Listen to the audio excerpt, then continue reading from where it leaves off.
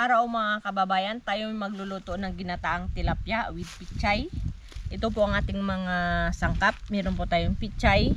Ito po may nyog tayo. Ito po ang ating tilapia na ating lulutuin. Mayroon po tayong bawang, sibuyas, kamatis at luya. Linisan na natin ang ating isda.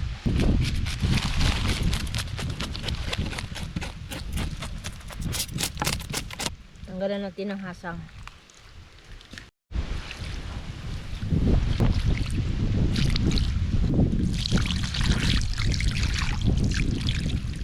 Mga kababayan, biyakin natin ang ating nyog para ating kudkurin at ipanggata natin sa ating tilapia. Kudkurin na natin. Natin ang pipigaan ng ating nyog para sa ating ginataan na tilapia. Salain na natin ang ating unang piga na gata.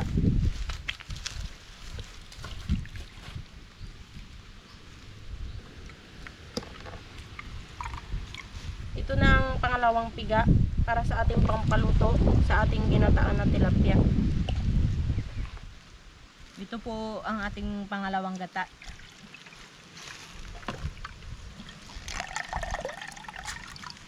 Mga kababayan, tilapia, luya,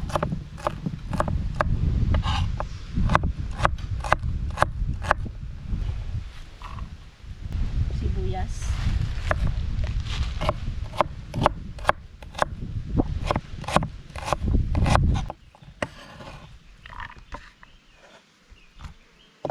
bawang,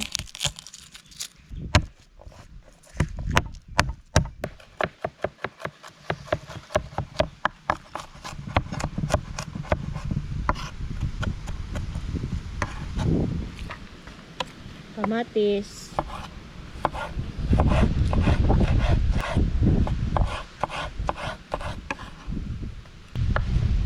ito mga kababayan, sa sibuyas na ito, buo lang siya at ganito lang slice.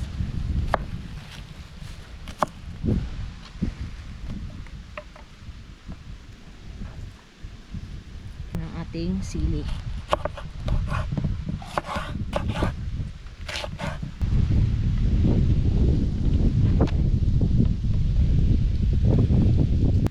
Kababayan, lagyan natin ng paminta ang ating ingredients. Ipapalaman natin siya sa ating tilapia.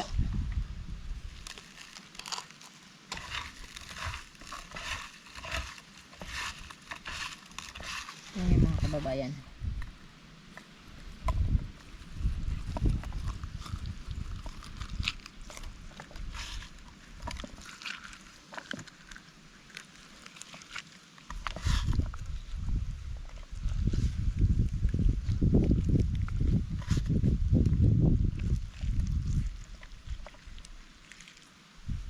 Ito ang dahon ng pichay.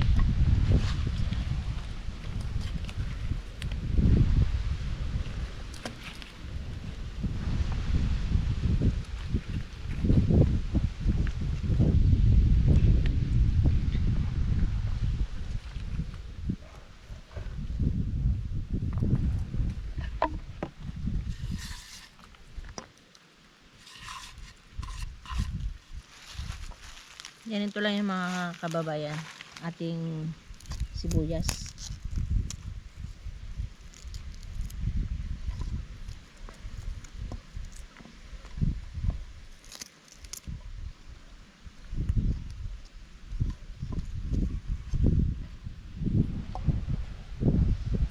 At ilalagyan natin siya ng buo na paminta. Isasabay na rin natin dito mga kababayan yung pangalawang gata.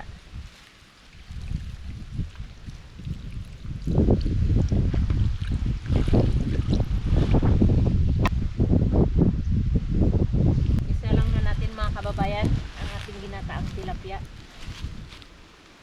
Hintayin lang natin itong kumulo para mabilis maluto. Kulong-kulo na kababayan.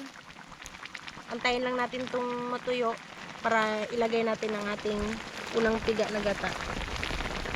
Bale, ito siya yung pangalawang piga. Ito siya para pang paluto sa ating ginataang tilapia. Takpan natin ulit para matuyo ang ating pangalawang piga na gata. Lalagay na natin ang ating unang piga na gata. Sarap. Hindi na natin itong tatakpan. Antayin na lang natin na matuyo-tuyo konti para manuot talaga yung gata niya sa ginataan nating tilapia.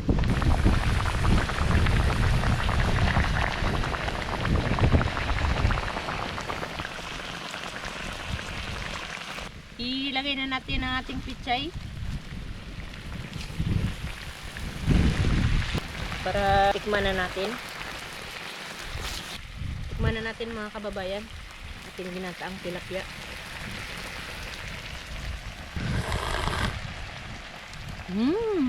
Sarap. Perfect. Sakto lang yung alat. Hanguin na natin.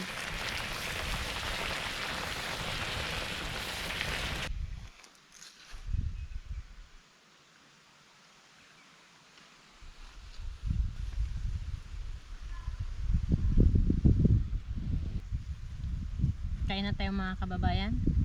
Thank you Lord. Tikman na natin ang ating ginataang tilapia. Bismillah. Sarap. Pichay.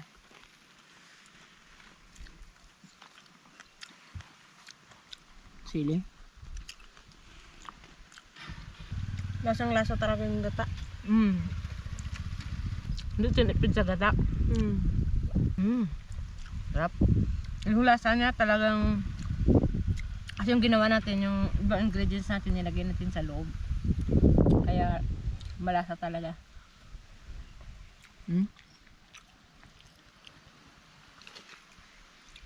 Napakalinamnam ng laman ng isda. Yung tilapia. Tsaka hindi siya malansa, di ba? Nawala yung kanyang lansa. Sibuyas. Yung ingredients natin nanunuot talaga sa laman ng isda ng ating tilapia. Dinagdagan pa ng sagana talaga sa gata. Ulo mga kababayan. Ulo ng isda.